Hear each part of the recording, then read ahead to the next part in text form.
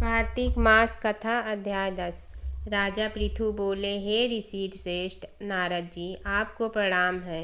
कृपया अब यह बताने की कृपा कीजिए कि जब भगवान शंकर ने अपने मस्तक के तेज को क्षीर सागर में डाला तो उस समय क्या हुआ। नारद जी बोले, हे राजन, जब भगवान शंकर ने अपना वह तेज क्षीर सागर में डाल दिया तो उस समय वह शीघ्र ही बालक होकर सागर के संगम पर बैठकर संसार को भय देने वाला रुदन करने लगा। उसके रुदन से संपूर्ण जगत व्याकुल हो उठा, लोकपाल भी व्याकुल हो गए, चराचर जलाजय हो गया। शंकर सुवन के रुदन से संपूर्ण ब्रह्मांड व्याकुल हो गया। यह देखकर सभी देवता और ऋषि मुनि व्याकुल होकर ब्रह्मा जी की शरण में गए और उन्हें प्रणाम कर उनकी स्तुति करने लगे। उन सभी ने ब्रह्मा जी से कहा, हे पितामह, यह तो बहुत ही विकट परिस्थिति उत्पन्न हो गई है। हे महायोगिन, इसको नष्ट कीजिए।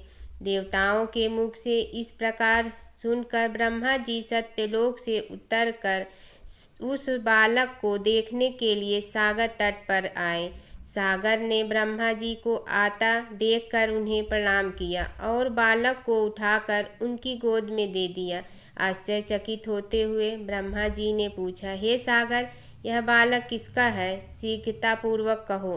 सागर विनम्रतापूर्वक बोला, हे प्रभु, यह तो मुझे ज्ञात नहीं है, परंतु मैं इतना अवश्य जानता हूँ कि यह गंगा सागर के संगम पर प्रकट हुआ है। इसलिए हे जगत गुरु, आप इस बालक का जात कर्म आदि संस्कार करके इसका जातक फल बताइए। नारद जी राजा पृथु से बोले, सागर ब्रह्मा जी के गले में हाथ डालकर बार बार उनका आकर्षण कर रहा था।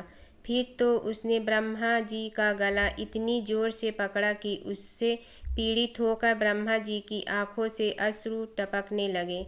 ब्रह्मा जी ने अपने दोनों हाथों का जोर लगाकर किसी प्रकार सागर से अपना गला छुड़वाया और सागर से कहा, हे सागर, सुनो, मैं तुम्हारे इस पुत्र का जातक फल कहता हूँ। मेरे नेत्रों से जो यह जल निकला है, इस कारण इसका नाम जलंधर होगा।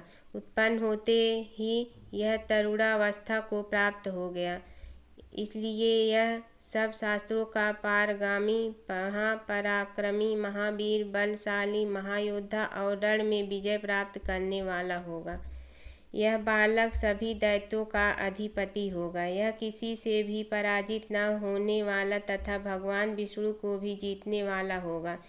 भगवान शंकर को छोड़कर यह सबसे अवध होगा। जहाँ से इसकी उत्पत्ति हुई है, यह वहीं जाएगा। इसकी पत्नी बड़ी पवित्रता, सौभाग्यशालिनी, सर्वगुण सुंदरी, परम मनोहर, मधुर वाणी बोलने वाली तथा शीलवान होगी।